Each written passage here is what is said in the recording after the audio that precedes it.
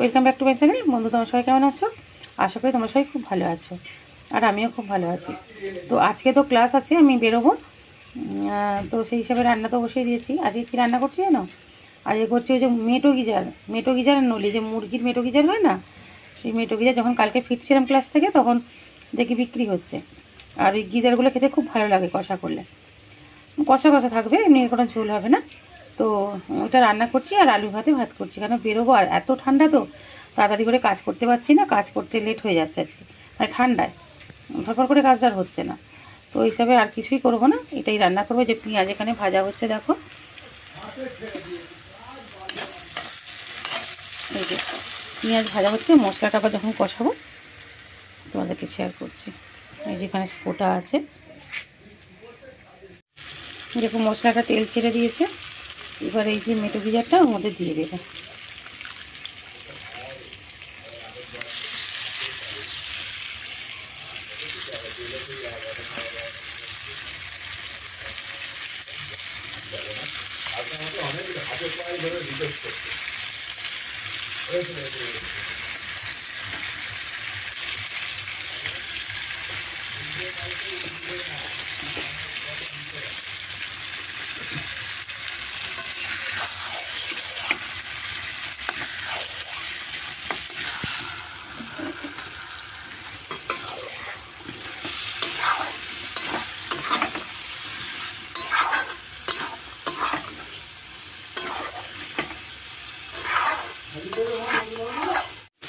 দেখো কষায় কত জল বেরিয়েছে দেখছো।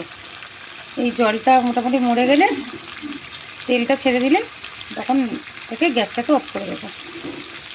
কেননা মিটো গিজার নলি এগুলো দেখি বোধহয় ঝোল থাকলে বা জল জল ভাবতে থাকলে খাওয়া যায় না, তবে কষা কষাই ভালো লাগে।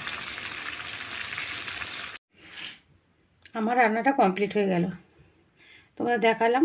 জানি না তোমরা কে কজন মেটো গিজার খেয়েছো। মেটো গিজার কষা করলে না, আর একটু আলু ভাতে দিলে তো ওটা দিয়েই ভাত খাওয়া যায়। আর যদি তুমি এমনি আলু দিয়ে করো না, ওটা খেতে ভালো হয় না, খেতে একটা বিচ্ছিরি লাগে, মেটোর মধ্যে একটা গন্ধ লাগে তো। কিন্তু এটা যদি সম্পূর্ণভাবে কষা করো, আর আমরা একটু মেটোটা কম নিই। এবার গিজার নিতে গেলে তো মেটো নিতেই হবে, ওনে হয়তো দু তিনটে চারটে নিলাম, তারপরে ওই নলি আর ওই গিজারটা বেশি থাকে। তো একদিন তোমরা এই রেসিপিটা করে খেয়ে দেখো, খুব ভালো লাগবে। আর যারা মানে এটা খাও তো তারা জানোই যে এটা কতটা সুন্দর খেতে হয়। মাংসর থেকেও কিন্তু খেতে ভালো হয় এটা। কিন্তু এটা সম্পূর্ণ একটুও জল দেবে না, মশলাটা কষা হয়ে গেলে এবার সেই কষার মধ্যে তো ওই যে দিয়ে দিলে এগুলো, ওটা থেকেই অনেক জল বেরোবে। এবার ওর জলেতেই ওটা তোমার কষা হবে। কষে কষে যখন জলটা একেবারে তোমার শুকিয়ে গিয়ে তেলটা বেরিয়ে যাবে, তখন তোমাদেরকে ওই গ্যাসটাকে অফ করে দিতে হবে। তো আমার আজকে একটা অন্য ধরনের রেসিপি তোমাদের সাথে শেয়ার করলাম। টাটা বন্ধুরা, রাখলাম। আজকে আমি বেরোবো, তোমাদের সেটা বললাম। আজ এই কারণে আমার ক্লাস আছে, রাখছি।